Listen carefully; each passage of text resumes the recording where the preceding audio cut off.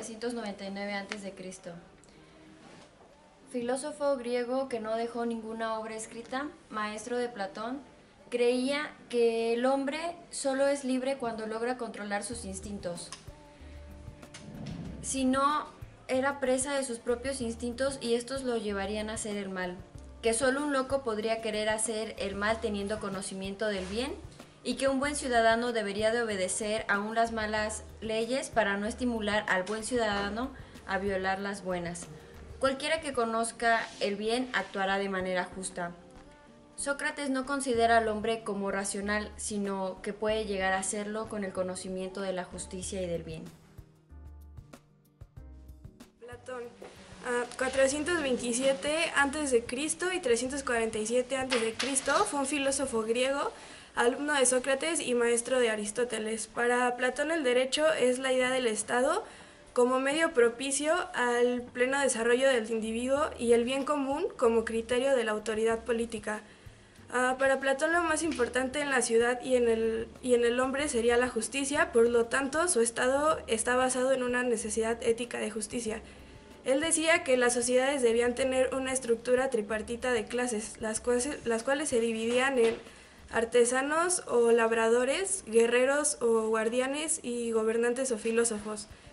La función y el valor de las leyes. Toda filosofía platónica gira en torno a la doctrina de ideas, y al mundo de las realidades lo conocemos por sentidos y el mundo de las ideas por la razón. Y había 5 formas de gobierno según Platón, que eran la aristocracia, timocracia, oligarquía, democracia y tiranía. El derecho para Aristóteles. Aristóteles nació en el año 384 a.C.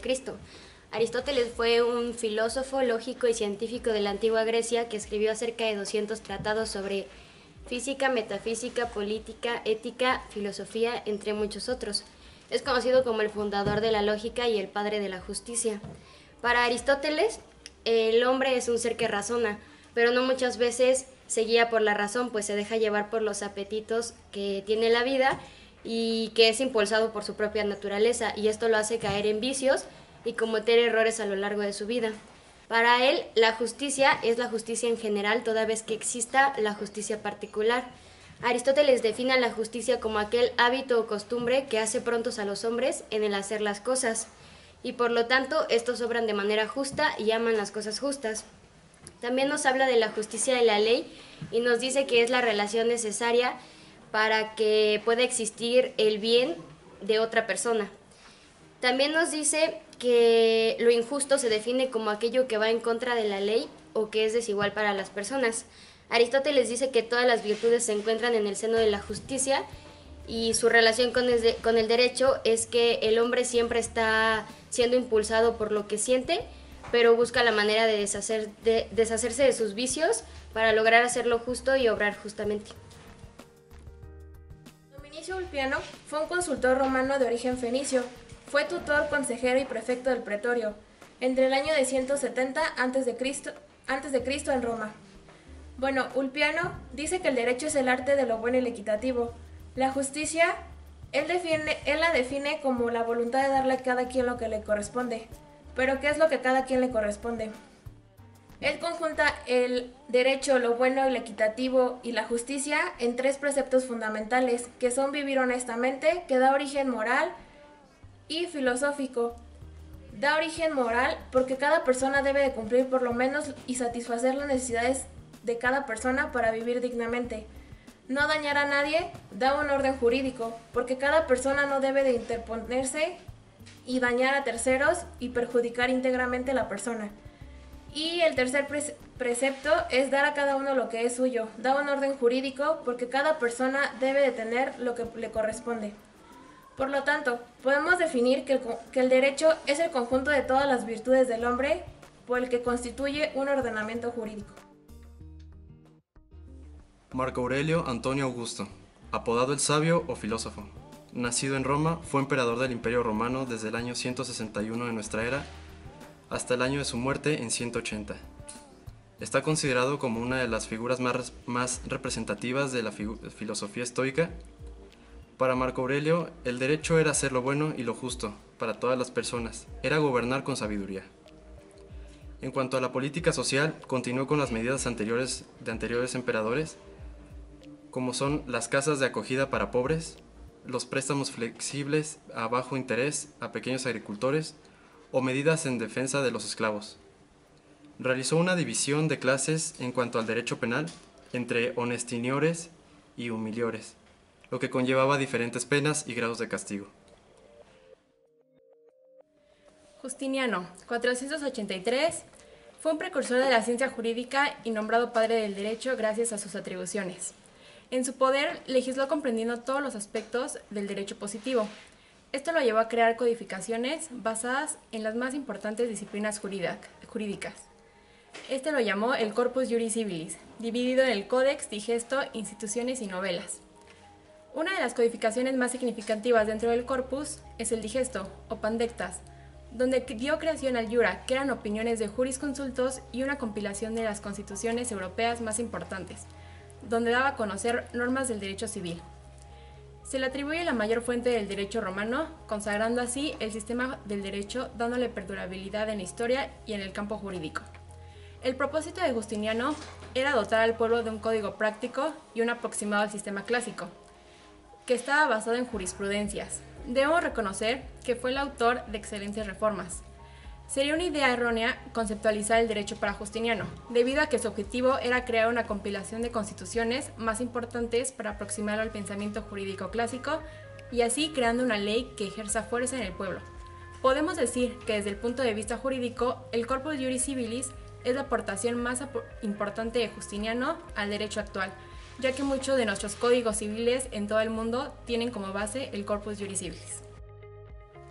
John Locke nació en Somerset en 1632 y murió en Oaks, Essex, en 1704. Fue un pensador británico y uno de los máximos representantes del empirismo inglés. Sentó las bases del pensamiento político liberal. De igual forma, fue uno de los ideólogos de las élites protestantes inglesas que llegaron a controlar el Estado. Su pensamiento ejerció una fuerte influencia sobre la constitución política del Reino Unido hasta la actualidad.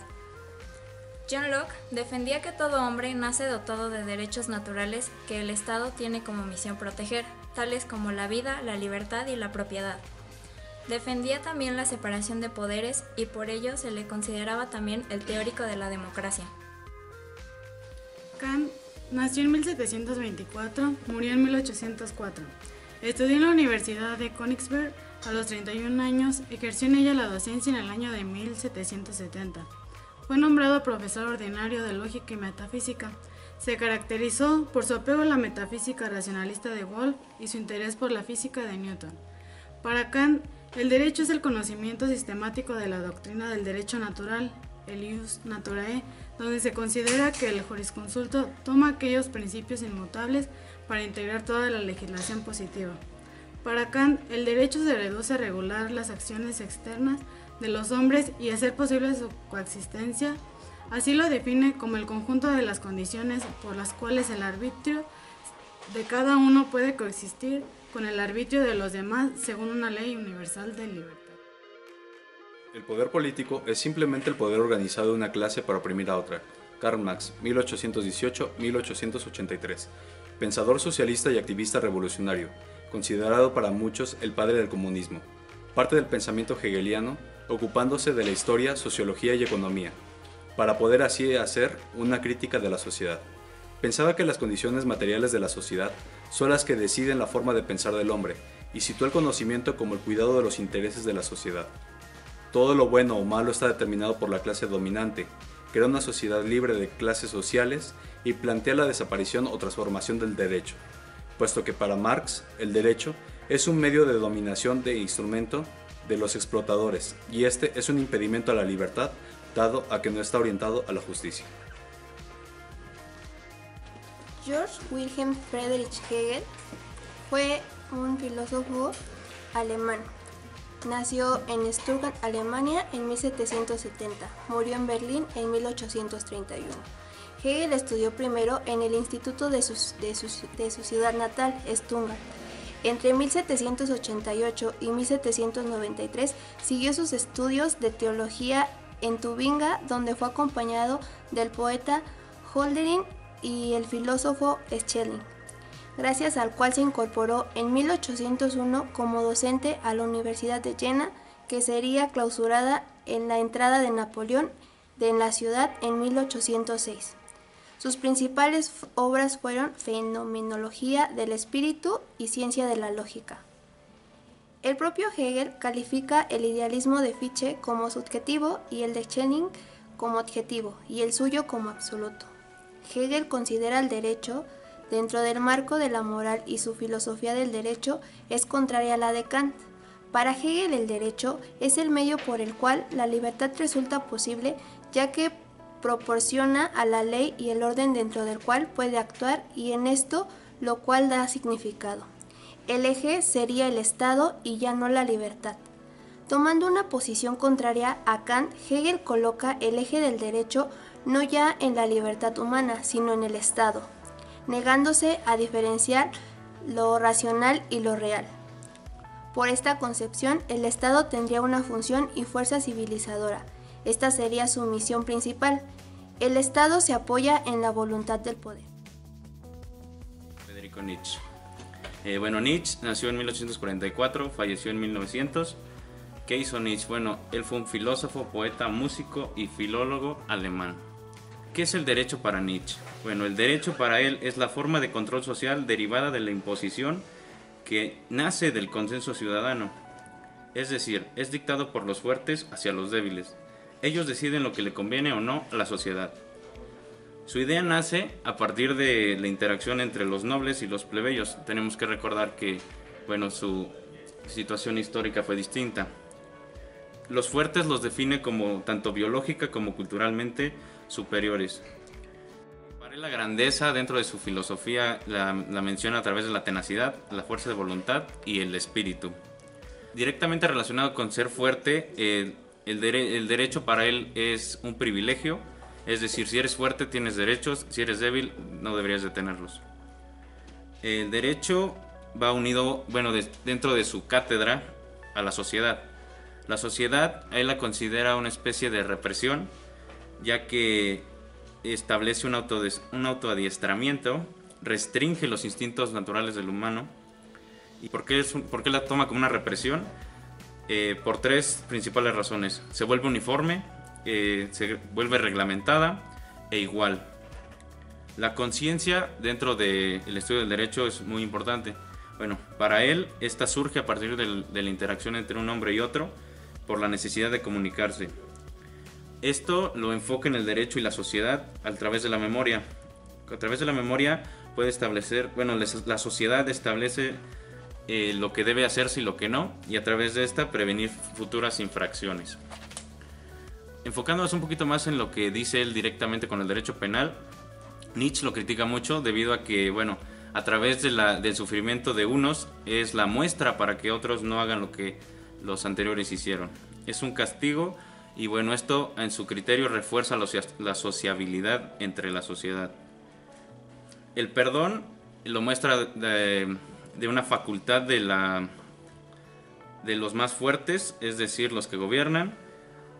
Pone dos ejemplos en donde el derecho penal en una sociedad fuerte es suave, es más pasivo, es más tolerable, pero dentro de una sociedad débil esta se endurece y es más punible con los criminales. La justicia aparece con la ley. Para Nietzsche lo que crea la justicia es lo que dicta la ley, no precisamente el acto ofensivo, como lo conocemos que es el fin real. Nietzsche, también llevado de la mano con la sociedad, considera que los crímenes son sociales.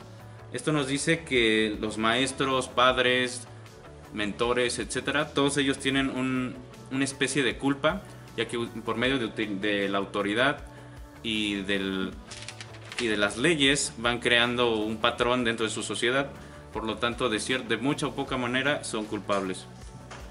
El castigo de la pena, él lo considera que es algo retrógrada, es algo injustificado, inútil, esto citándolo a partir de su libro Humano demasiado humano. Y actos de una sociedad, él los considera que no pueden ser desechos y que simplemente serán recordados como un trago amargo.